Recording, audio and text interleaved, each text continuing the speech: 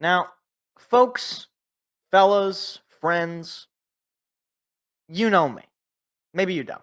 If you don't know, hi, I'm Mike. I like to talk about sports. Welcome to the show. One of the things that I really dread doing, because I'm just such a nice guy, I hate saying I told you so. I do. I truly do. But I did kind of tell you so. The Pistons have finally done something that I said for years. I have been saying this, that this every year basically it was like this will be the year that they do this. Now, what is this, you might be asking? The year that they finally get to 30 wins. And not only have the Detroit Pistons done that, they've even gotten to 32. Now,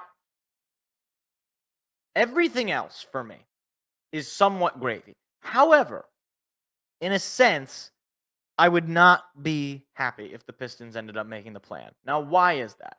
Well, if you look at the standings right now, the Detroit Pistons sit at the 6th seed with a record of 32 and 26, 552 win percentage. They are, let's see, 3.5 games ahead of the 7th seed Orlando Magic, who are the top team in the play-in. Think of it this way. The Pistons are closer right now to being the 4 seed in the Eastern Conference, where they are only a game out of that between the Milwaukee Bucks and the Indiana Pacers, who are tied for it. They're closer to that than they are to the play-in tournament. And my question then is this. Just how good are the Pistons actually? Because I got to tell you, this was very similar to Michigan State. I feel as though nobody is talking enough about the Detroit Pistons. First of all, let's just set the stage here. Last year, the Pistons had the worst record in their franchise history. They won just 14 games, I think. I think it was 14, something like that. They had a historically bad losing streak. You know, they fired their head coach. They fired their general manager. They hadn't had an all-star as a team since Blake Griffin back in 2019. They haven't won a playoff game, not a series, a game since 2008, 2009. This is a franchise that really has not done much of anything in a very long time, and right now they are comfortably in the playoffs. And frankly, if we're just being honest with ourselves, the way that they are playing right now, they could very well win a playoff series, if not multiple. So right now they're on a 7-game win streak. Throughout that 7-game win streak, they have beaten the Philadelphia 76ers, who are not in the playoffs. Charlotte Hornets, who are also not in the playoffs. The Bulls twice on the road, who technically speaking are, I believe, still in the playoffs. Yes, they are still that 10 seed in the East. Not looking great for them, but they're in the 10 seed somewhat comfortably. Then they beat the San Antonio Spurs, who are on the road, who are not in the playoffs. Then they beat Atlanta on the road, who is, I believe, in the play-in. They are the 8th seed.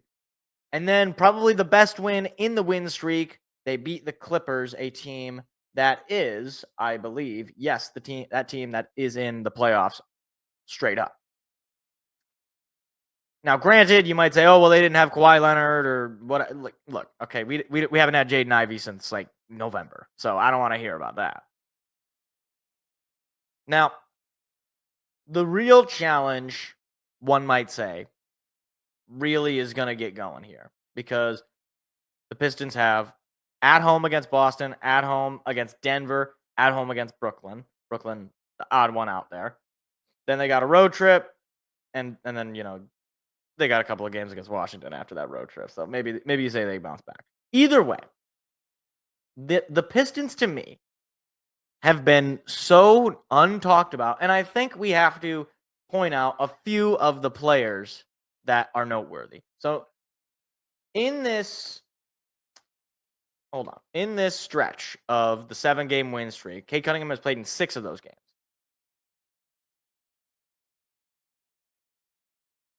So let me just pull up his stats here on StatMuse. In those 6 games, Cade Cunningham is averaging 27 points, 9.5 assists, and 6 rebounds. And that's in the 6 games throughout this win streak because he didn't play against the Sixers. a game where we destroyed them, which is actually kind of crazy that we beat the Sixers despite not having Cade. He's been playing upwards of close to 40 minutes a game on a lot of these games, averaging 34 minutes a night throughout those games. He's dropped, his lowest point total in that stretch was 19 against Charlotte, but he also had a triple-double that night. So, you're going to take it, right? So 19, 20, 29, 25, 38 against Atlanta, then 32 last night against the Clippers. Cade Cunningham has been an absolute stud. Now, let's go even further. Cade Cunningham since January 2025. Let's take a look. Cade Cunningham let me do January 1st, excuse me. Since January 1st, 2025. Cade Cunningham, since January 1st, since the calendar flipped, averaging 27 points, 9 assists, 5 rebounds in 25 games. I'm sorry, but when you're averaging close to 30 points a game over, at this point, it's going to be a 2-month span, we're not just talking about, all NBA. We're talking about maybe potentially getting some MVP votes. I'm not saying he's going to win it. I think that'd be too far. But, the more that he does this, the more that he performs this way, it becomes a little bit more of a discussion. It certainly becomes more of, he is cementing himself as, obviously he's already the face of the Pistons, but as a potential face of the NBA. I mean, this is a guy that I think a lot of people, myself included, really didn't put too much stock into really going off at this level. Going into this year, I was thinking, yeah, maybe we could get 30 wins. Maybe we could make the play-in. But no, not only are we making the play-in, or not only are we above the play-in, I think we certainly match up well against some of these teams in the playoffs. Now, what teams am I thinking? Well, call me crazy, but I feel like if we played the Knicks in a 7-game series, I think we'd win. I really do. I don't know what it is about the Knicks. They're certainly not a bad team. Obviously, they're the 3rd seed. But we played pretty well against the Knicks. Let me just double check our record here against the Knicks. Okay. That's great. I realized that ESPN does not. There we go. So our first meeting, we lost the Knicks. Our second meeting, though, on the road in Madison Square Garden, we won the game. Then we beat them at home. Or then we beaten them twice on the road, and we have yet to play them at home. We'll play them at home at the end of the year. I believe we played them at home the first time. Yeah, so the one loss we had was at home, the first loss we played against them. But we've won 2 out of the 3, and we very well could win 3 out of the 4 by the end of the year. As far as the other teams, the Pacers, it could be a good series. We've not really played all that well against the Pacers. The Bucks, similar kind of thing. It might be able to be a good series, but I don't know how well we match up. But if we can match up with the Knicks, then just maybe that playoff series loss drought might finally end in Detroit. Now, it's not just Cade Cunningham as well. I need to also talk about a couple of other guys. Guy number 1 that I got to talk about is one Jalen Duren. Jalen Duren, since January 1st, is averaging a double-double. 13 points, 11 boards, 3 assists since January the 1st. He's been outstanding. He's been playing pretty high, over 25 minutes a game as well down that stretch as well. So it's not like he's getting limited time. He's been a lob threat for Cade, so he's basically a free assist for anybody. He's been great. He's developing into a really solid young center in this league as both a rim protector, but also as, just basically a free alley-oop. The other guy that I got to mention here as well is one that I have been a little tough on. But you know what? He's started to figure it out. And that's one of Ausar Thompson. Now, his numbers since January are not as amazing, but especially lately, his numbers have been really good. He's averaging 10 points, 5 boards, and 2 assists in the 24 games he's played since January the 1st. Now, granted, if you want to start that in the month of February, now let's go ahead and see what those numbers look like, because he has been absolutely outstanding in the month of February. In the month of February, He's been averaging 13 points, 5 boards, and 4 assists in the 10 games. And obviously, we still got a couple more games here. The 3 guys of Cade, Durant, and Asar, 3 guys that were first-round picks for this team, all from the previous tenure, previous general manager, but still, guys that have all really developed and taken that next step forward. Now, the thing is, I will just point this out about Asar Thompson. One of the reasons that he is scoring a lot more points, you want to know how many threes he's attempted the month of February? Take a guess. 0. So we are not forcing this guy to shoot. He is doing a lot of driving to the basket. He's doing a lot of alley-oops. He's doing a lot of rim protection, hanging out near the bottom of the rim, close into the paint, and just picking up rebounds and dropping them in on second tries. Driving, getting fouls. He's not taking shots like for whatever reason we had him doing last year. Excuse me.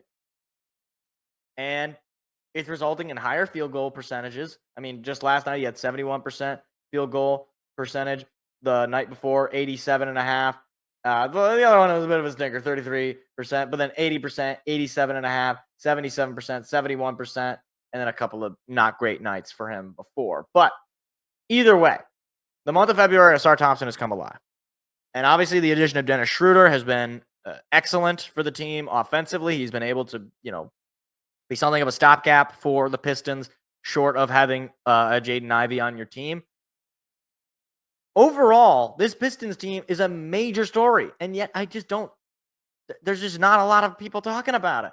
And I want to point it out because I think this team is certainly capable of winning a playoff series and maybe even capable of sneaking up on you.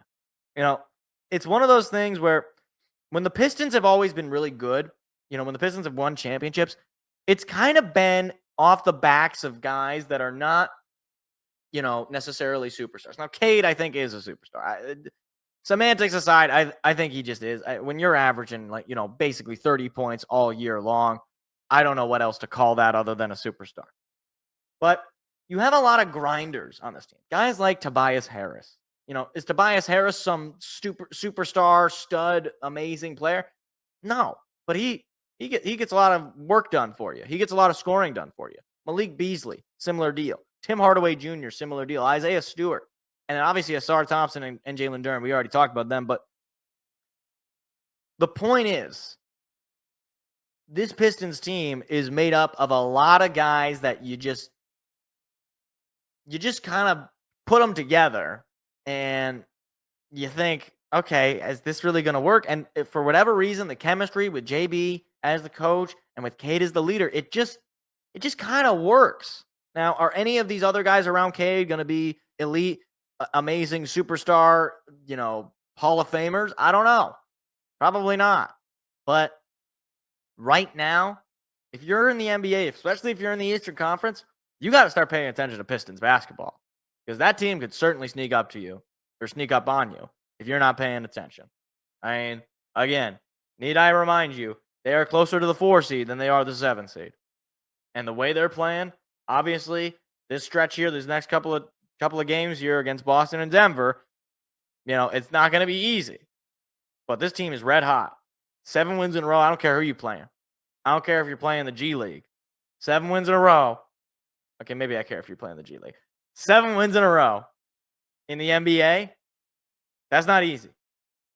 It's not easy at all. You vaulted yourself out of that, 500 hole that you were in going into that win streak. And it's a shame that this team doesn't have any more. Well, I guess we got a couple of NBA TV broadcasts coming up, but it's a shame there aren't more, traditional national broadcasts on ESPN or ABC or TNT for the rest of this year. They keep playing the way they're playing like this. Wouldn't be surprised if next year we start seeing a whole lot more Pistons games on ESPN than we have in a very, very long time. Hi, it's me again. If you enjoyed what you just saw, hit the like and subscribe button. We do live shows every Tuesday at 7 p.m. Eastern. Hope to see you there.